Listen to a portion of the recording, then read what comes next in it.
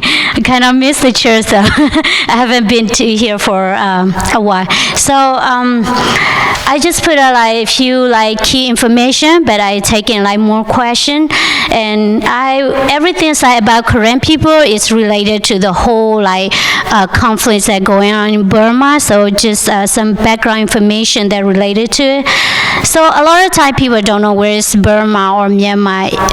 People ask me, where are you from? I say, Myanmar. Huh? Where is that? And I say, next to Thailand. Oh, Thailand. Everybody knows Thailand. So that's Myanmar. Formerly known as, the name was changed to Myanmar, but it was Burma when colonized by the British. So you can see Southeast Asia, Myanmar, Thailand, and all those countries and neighbor country. And the reason that I have to mention Thailand because most of the refugee people, we came from Thailand in refugee camp. But sometimes when we say, oh, where are you from? If you say Thailand, people think you're from big cities and nice stuff. But personally, when I was in refugee camp, never been to any city or anything. It's just very remote and very, it's guarded with the Thai authorities, or you're not allowed to leave the camp. So Myanmar, home to more than 50 million people. Myanmar or Burma shares border with Bangladesh, China, Laos, India, and Thailand. Myanmar's people comprise more than 130 ethnic nationalities, and Karen is one of the second largest ethnic people in Burma or Myanmar. Speak more than 100 languages and dialects, so many different languages, but the official language is Burmese. I do speak Burmese. My dad, he is Burmese, and my mom, he is India and Korean mix. So I'm very mixed. Since gaining independence from British rule in 1948, the country's politics have been dominated by a series of military regimes. So we grew up under the dictatorship of the military regime, and since the British left, the civil war breakouts in Burma, and since then until today, so the Korean people, they are fighting the longest civil war in the world history, 75 years now. So the Karen people come from the country of Myanmar, formerly known as Burma. The Karen are an ethnic group who have resided in Burma for over 2,000 years and were one of the first inhabitants of the region. The Karen people are very diverse with different ethnic and languages subgroups. Buddhism and animism, spirit worship, Christian Karen people live in Southeast Asia, in Burma, Myanmar, and in Thailand. So Korean people, even within the Korean people ethnic, there's so many different dialects. So I was born in Korean state, and I identify as Korean, more like Paku Korean. So my dialect is different when I went to refugee camp, which is more like a southern Korean state. And a lot of time they don't understand the way I speak, and I have to change and learn their dialects in order to fit into, because I always got remarked like, you're pretty, but as soon as you open your mouth, you look very ugly, because dialect that I speak. Korean struggle for independence. With the arrival of the British colonists to Burma, the Korean people hoped to escape oppression rules under the Burmese. Tension between the two groups reached a high point during World War II, when the Koreans sided with the British allies and the Burmese fought with the Japanese.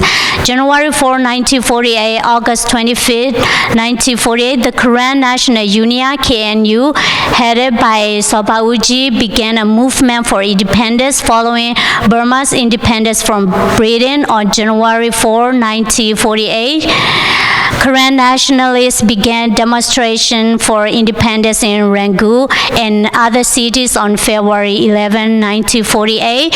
First, they start with a diplomatic way of asking for independence, but then the Burmese dominant government say, if you want your right to independence, you gotta fight for it. And after the demonstration, the war break out, and the Korean people formed the armed group called KNLA, Karen National Liberation Army.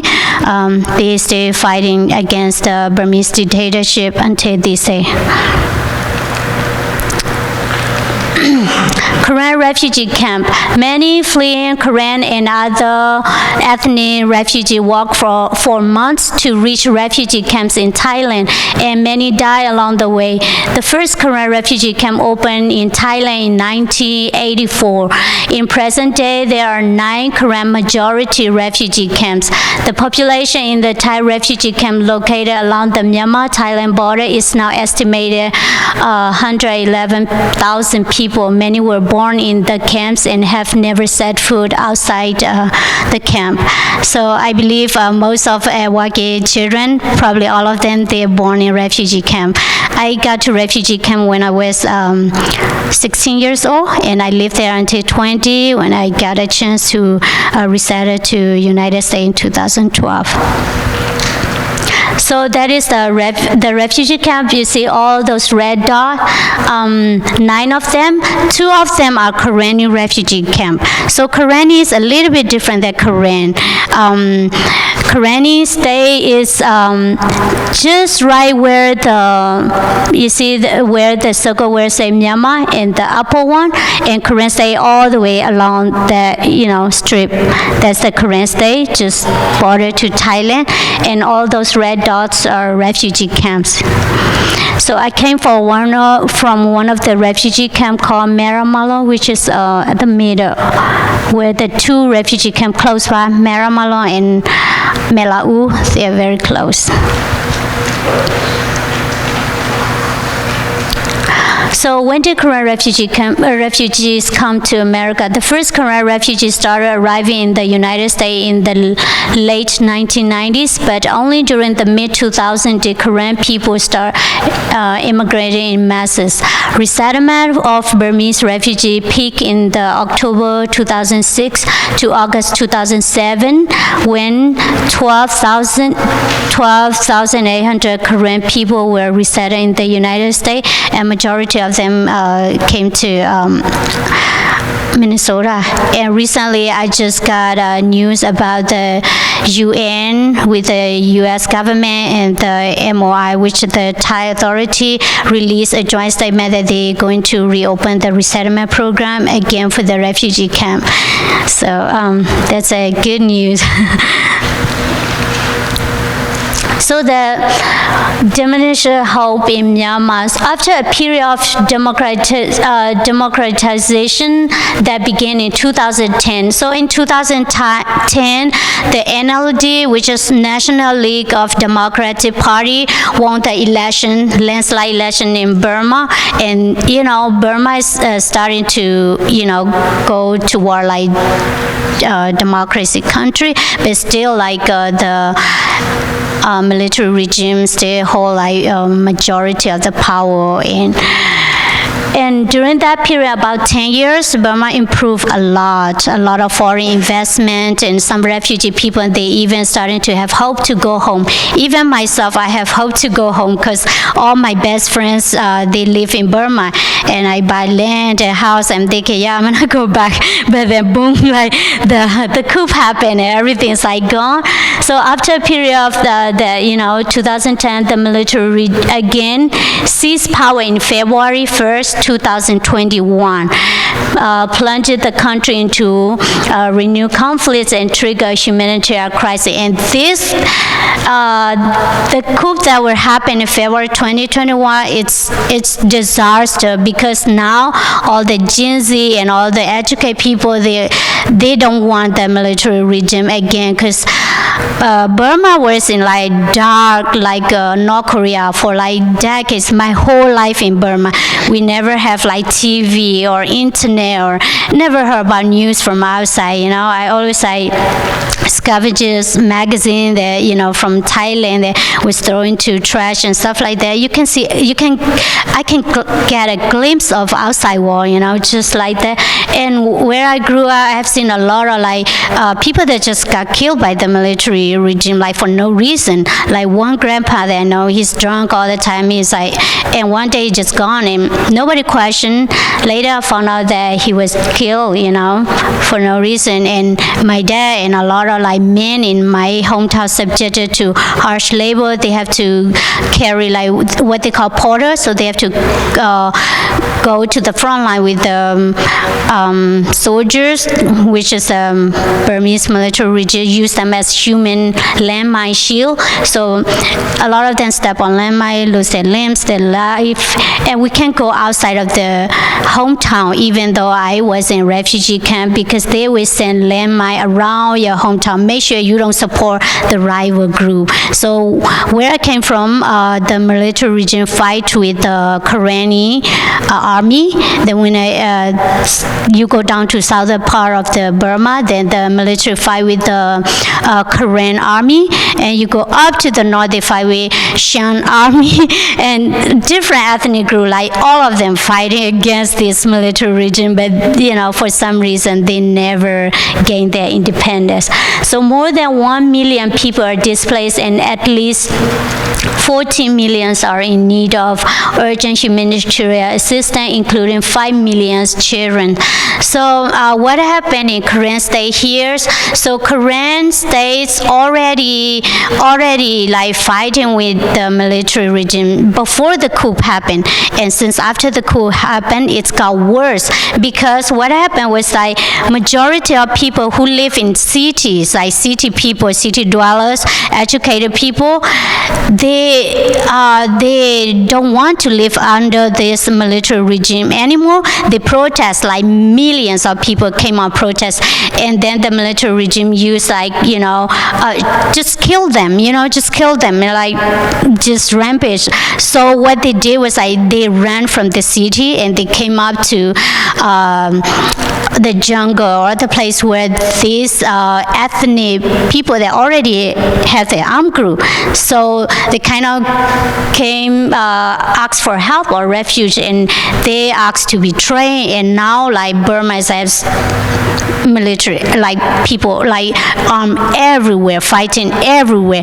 So when they came up to Karen state, and before the KNLA, they just try to protect Karen people, but now they have to protect other people that come in now and have to train them, and now they got targeted by the military heavily because they are helping others, and they bomb.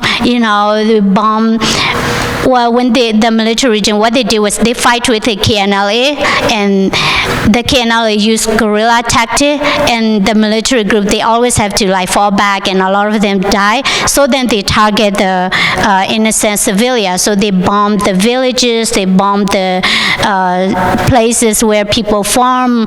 So Brigade 6, which is very close to, let me see if I can go back. Brigade 6 is around the middle part of you. See, I wish, is there a light here they can use? It doesn't work on the screen. Oh, okay. I just want to show West Brigade. Really long stick. That's all right. So Brigade 5, and Brigade 6, and Brigade 2nd, and 3rd, all those places, we have so many people that fleeing, leaving their hometown because they just got killed, for no reason, they just got bombed, and a lot of them run to the Thai border, but then you got to the border and Thai authorities no, you can't come into our country, don't. So they kind of have to hide along the border side, can't go into Thailand for refuge, and can't go back home. So we do have UN, but UN doesn't have fund that, emergency that, okay, like yesterday, let's say the Burmese soldiers bombed the village, and hundreds of people, like, have to leave their village now. Where do you got fund? UN doesn't have that kind of fund that, okay, just go get it. So a lot of time, Korean people in United States, we just like, because everybody been through that situation. They know how hard it is, and now it's even worse. So we just like, every community here try to get donation, doing fundraising, and just helping as much as we could.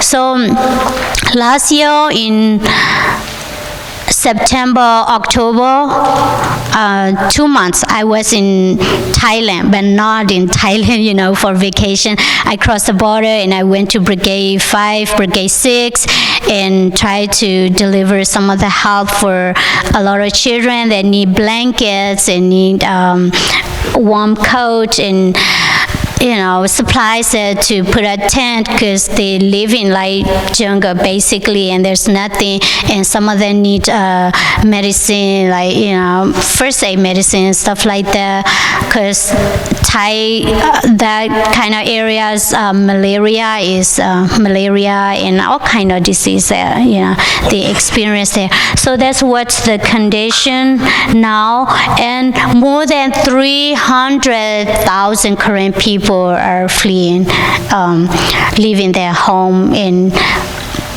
temporarily like displaced somewhere along the border. And some of them did run into refugee camp, but they did not get help because refugee camp, they also have the rules. So Thai authority don't want to increase refugee numbers anymore, They want to get rid of refugee people already. So some of them just hiding and they can't get help even in refugee camp. Some other people just share their share of, food that they got, which is already limited, So that was the Aung San Suu Kyi. Probably a lot of people know her. She was the NLD party leader, and she got jailed since the coup happened. She's in jail now, prison now. That was after the coup happened. Millions of people in Burma just, demonstrate to show that they're against the military regime. So armed clashes across the country continue to affect and displace communities, and many now struggle to accept basic essential needs such as health care, safe water, shelter, and adequate nutrition. Myanmar is one of the poorest countries in Southeast Asia.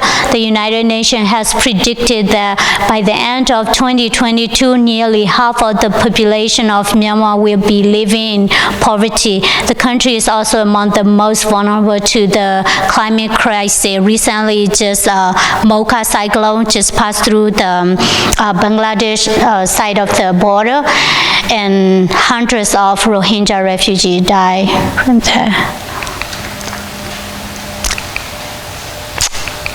Yeah, so I just leave everything to the question because, I don't know what people want to know, so I just provide basic, background. And if you have questions, I will be willing to answer. How do they determine who will come to the United States? So in order to come to United States, you have to be eligible as a refugee. So to show you're eligible, you have to have documents, UN documents. So when we got to refugee camp, the UN and Thai authority will come and they will take picture of you, like photograph and like ID, and they put your family document, like your mother, father, and all the children, and you have your UN number. And time by time they will come and verify them, make sure that you stay in refugee camp. Because some people have money, they go out and live in Thailand, or some of them probably go back to Burma and come back only just to show their name. So they make sure that you are a refugee, as you said. So now what they say is, recently recently, the statement showed that this coming month, the MOI, which is the Thai authorities and UN, they will go to refugee camp and they will do checkup, verify every families and make sure you're in there. If you're not there, then they drop your name and they delete your name, so you can apply to come to resettlement anymore. So the process is take about 2 years, and sometimes it could take more than 2 years. You have to go through your background check and biometric, your medical check. You have to pass all those, and then they give you training about if you come to America, how to live independent, how to find a job and how to pay your bills and all that stuff. So when I was there, it was pretty scary. Imagine don't speak any English and you come to a country that highly educated. How are you going to find a job? And now you have to pay all the bills. But a lot of parents, they have no choice because they have to make decision. We can't go back home. Are we gonna stay in refugee camp? There's no future. You just graduate high school, that's the most, and then you work in refugee community as a teacher. You make about $20 per month, and you get your husband, have children, just be refugees. So a lot of parents just make a choice to come for their children so they can educate and maybe have a different life. So, yes. In Burma, Myanmar, what was the local church like? And then how do people worship in the refugee camps? So, pretty much the same like Korean church here. Even in refugee camps in Burma, they have more church structure like this. But in refugee camp, the church structure is made different, but still the worship and everything is the same. You have mass people attending church, Korean people from grandma to grandchildren. Everybody go to church, and sometimes noisy, but we got used to it. So, yes. And in Burma, we do have a little bit of freedom about church and stuff. I don't see a lot of restriction, and for some reason, I think the military regime also use religions to also maybe talk to the rival that they fight with. So some of the time they send a pastor and say, can you go talk to them? Hey, we need peace and blah blah blah, stuff like that. So sometimes they use religion, to divide and rule, or sometimes they use religion to, as a bridge to talk to the other group. So, yes. Does that answer your question, sir? How are your boys doing? Oh, they're doing great, Andrew and Eli.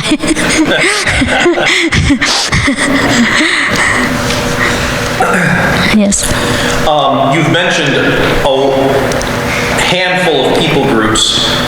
The Karen, the Karenni, there's Po, Ska, and then I think you mentioned one other. I didn't get a chance to write it down. Shan, it's another totally different ethnic group, and Shan probably has the biggest population. I think Shan, because they're a big state. Yeah. So these people groups are in Myanmar, but they are not centered in the cities. They're kind of in the country. So majority live in their own state, which is almost side of countryside like that. And the reason is they used to be in the city, but they got pushed back. So the military regime has the agenda, to make sure you're not educated, to make sure that your population is poor, to make sure your population is living in poverty. So when the British colonized Burma, a lot of ethnic people got same opportunity, educate. They went to Cambridge University, they got law degree and all this stuff.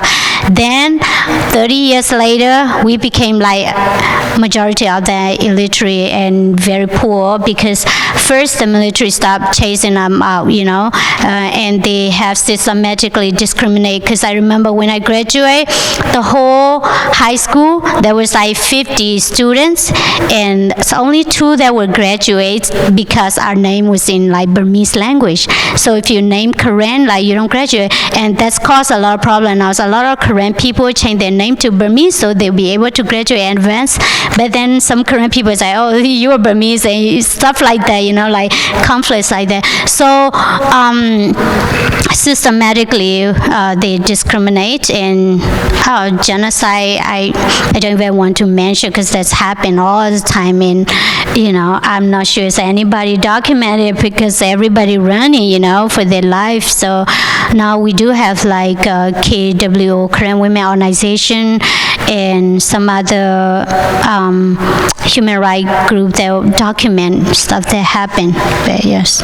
So all these people groups on the edges, the Burmese kind of... Mostly they are center, yes. And most of these people groups are wishing for independence to make their own state so, you've got Myanmar, and they want to carve out their own little section to say, this is the Karen state, or this is the Karenni state. Yes. That's more or less the desire? I think it was like more like they want to have like federalists, like the British promised them to have federalists. So you say one union, but then you have your rights in certain area.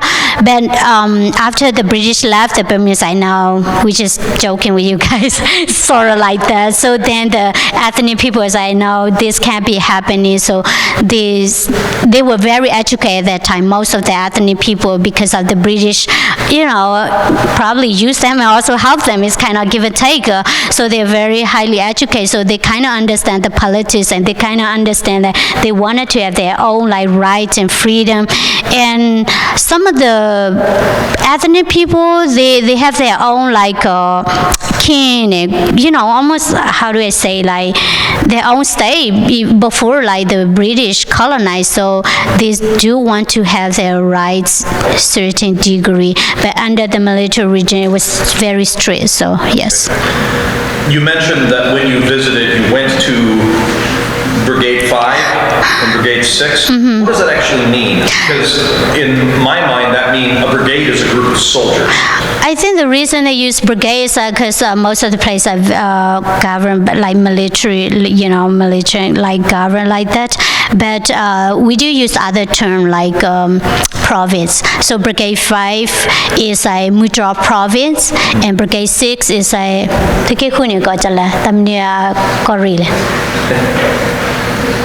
yeah, so province mostly. So like in religion term, like they do have fellowship to like each province, and they use, okay, next year we have convention in province, Mudra province or stuff like that. But the reason I use like the term like that, I think it's used a lot because mostly like military, like the KNLA and KNU that govern those places, and fight and conflicts break out all the time. So they use military term. Sounds scary.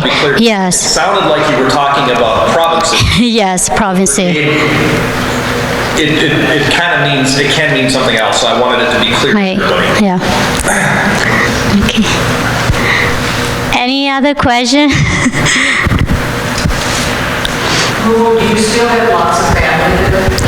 I do. I have my two brothers. They live in refugee camp, and they're not able to come until now because one brother doesn't have UNHCR number. He came late to the camp, and the other brother, he does have that, but he married to a lady that doesn't have UN. So it's kind of like he was like, oh, I don't want to go. I'm gonna wait for my wife. So we've been here almost 10 years. So they are still in refugee camps, and we help out a little bit, but and I do have families in Burma, my uncle and my cousin, and they all struggling right now because of the political situation, and most of the people are struggling in Burma. Yes? Yes, a number of refugees have gone to other countries other than the United States, and Sweden and that. Do you get to choose or ask which country you can go to, or does the UN just tell you? You don't get to choose that much. I think like depend on the country that want to take you, and they limit the number. So like Australia, Sweden, Norway, Netherlands, Switzerland, some Korean refugee families did went to those places, and some of the time they take families that are very like have long-term terminal like illness, or some of the time they choose people that are like be educated. So depend what they want with the country and the numbers, but majority of them came to United States because United States taking more numbers of refugee families. Yes. A few of them did went to Korea. Some of them Korea, South Korea. Yes. I don't know how to describe this, but obviously there's persecution of the Karen by the Burmese government or who's ever there. Any ideas of the reasons for that? I mean, what's the cause of all this other than just human depravity? The reason, I guess it was oppression based on like political power, like they want to hold like politically want to power, and also like ethnically they want to be dominant too, because when British colonized Burma, and I graduated in Burma, so I learned a lot in like the school about like how Burmese were like calling themselves a lord, and suppress other, ethnic, and to show that they are like superior and stuff like that. Another reason, like during the colonization, the Korean people kind of get along with the British pretty well, and they got a lot of like rights and opportunity. We have Korean college and that taught in like English language, and many Korean people, go to overseas to study and get higher education, and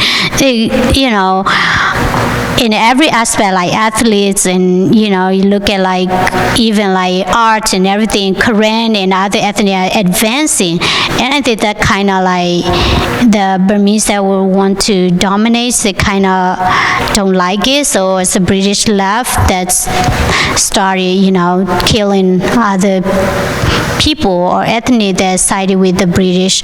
But nowadays, a lot of Burmese young generation, they're open-minded. They're not like that, stay like the military regime that want to hold the power. They will use, ethnic or race or stuff like that, or religion. Sometimes they want to be like, oh, Burma have to be like Buddhist nation, or Burma have to be like for Burmese or stuff like that. But it doesn't work very well. That's why like the whole nation against them now.